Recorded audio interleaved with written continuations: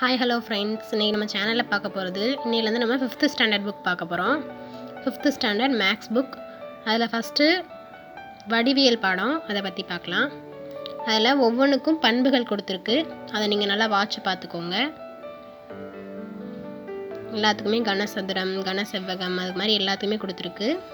Watch பார்த்துக்கோங்க. பின்னாடி ஒரு செயல்பாடு கொடுத்துருக்கு. அதை ரீட் பண்ணிவிட்டு நான் ஒரு எக்ஸாம்பிள் எழுதியிருக்கேன். அது மாதிரி நீங்கள் கண்டுபிடிச்சி எழுதுங்க. உங்களுக்கு ஏதாச்சும் வீடியோஸ் வேணும், இது மாதிரி 7th புக்கு 6th புக்கு அது மாதிரி ஏதாவது வேணும்னா கமெண்டில் சொல்லுங்கள், போடுறோம். இப்போ இதில் வந்து பின்வரும் வடிவங்களை கோணத்தில் தெரியும் பிம்பத்தை குறிப்பிடவும். அப்போ அந்த நிற்கிற முன்னாடி இருக்கிறது நம்ம கண்டுபிடிச்சி எழுதணும். நான் டிக் பண்ணியிருக்கேன், பார்த்துக்கோங்க. அடுத்து நம்ம பயிற்சி போயிடலாம்.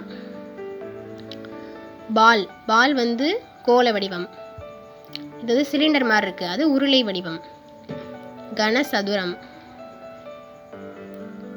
இது வந்து கூம்பு.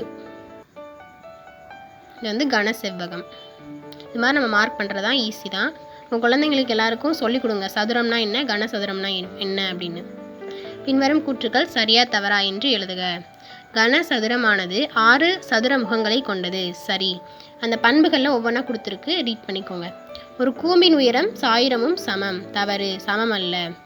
3வது, ஒரு கனசதுரத்தில் 7 முனைகள் உள்ளது. தவறு, 8 முனைகள் உள்ளது.